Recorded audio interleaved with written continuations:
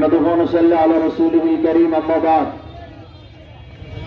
ইসলামী আন্দোলন বাংলাদেশ ঝালকাঠি জেলা শাখা কর্তৃক আয়োজিত সন্ত্রাস চাঁদাবাজ এবং খুনিদের বিচারের দাবিতে আজকের বিক্ষোভ মিছিল পরবর্তী সমাবেশে উপস্থিত আছেন ইসলামী আন্দোলন বাংলাদেশ ঝালকাঠি জেলা শাখার মহতারাম সভাপতি হাফেজ মোহাম্মদ আলমগীর হোসেন, উপস্থিত সহযোগী সংগঠনের নেতৃবৃন্দ।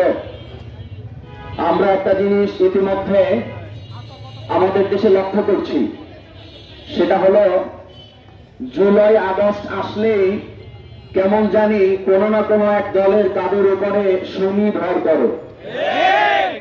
আমরা গত জুলাইয়ে প্রায় 2000-এর মতো মানুষের জীবনের বিনিময়ে অসংখ্য মানুষ আহত নির্যাতিতের মধ্য দিয়ে আমরা মনে হয় মুক্ত হয়েছিলাম।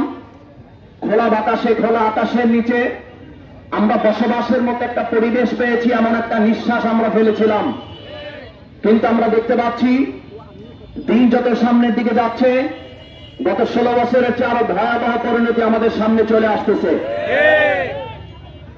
আমরা বিগত 16 বছর ফ্যাসিস্টদের নাটক দেখতে দেখতে এখন আমাদের অনেক অভিজ্ঞতা হয়েছে, আমাদের নতুন করে কোনো নাটক দেখাবার প্রয়োজন নাই। আপনার এদেশের মানুষকে বোকা মনে করিয়েন না। এদেশে যারা ধ্বংস হয়েছে তারা বড় দল জিকির করতে করতেই ধ্বংস হয়েছে, ঠিক না? আজকে যারা নিজেদেরকে বড় দল ধরে করে যারা জুলুম অত্যাচার নির্যাতন করবেন, পায়ের নিচে মাটি খোঁজ করে পাবেন না, ঠিক না?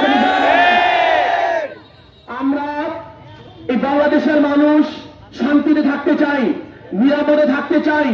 ব্যবসায়ী, পেশাজীবী, শ্রমজীবী, কর্মজীবী সকল শ্রেণীর মানুষ যার যার ন্যায্য অধিকার নিয়ে বাঁচতে চায়।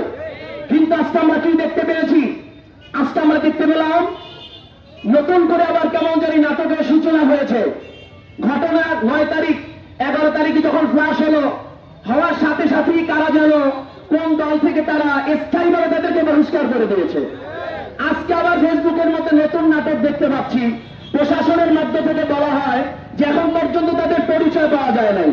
তার পরিচয় যদি পাওয়া না যায় তাহলে দল থেকে পরিষ্কার করলো কি ফেরেশতাকে না ইবলিস শয়তানকে? এই সমস্ত নাটক আমাদেরকে বোঝাবার চেষ্টা করবেন না। প্রশাসনকে বলতে চাই, আপনারা এই 16 বছর আওয়ামী লীগকে আপনারাই টিকিয়ে রাখছেন।